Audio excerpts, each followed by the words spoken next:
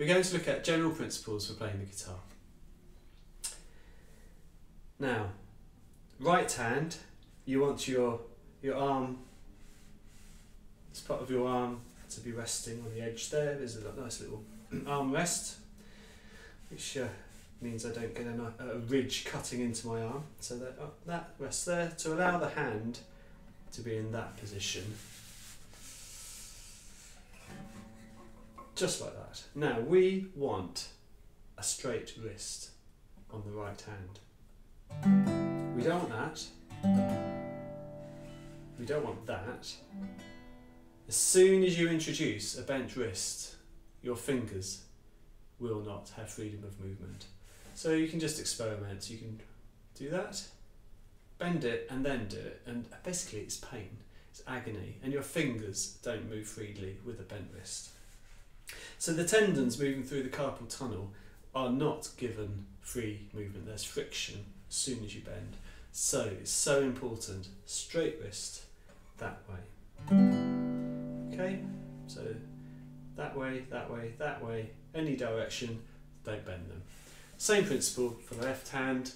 As soon as you start playing like that, finger movement is really limited. So you've got to bring your hand so that your wrist is as straight as possible. So as straight as possible. So that means when you're doing, say we're doing a bass run here, it's so difficult to have a straight wrist, so you've got to compromise. But by the time you get to the top strings, then it is possible to actually not bend your wrist and play comfortably. Okay, so that's something we always look for, really important. So the left hand, thumb position, basically the golden rule is just don't bend that joint.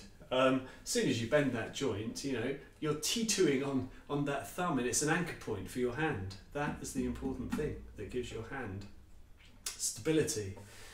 As soon as it's bent, it's on the edge there, and if you're gripping it like that, with your hand like that, movement is really limited.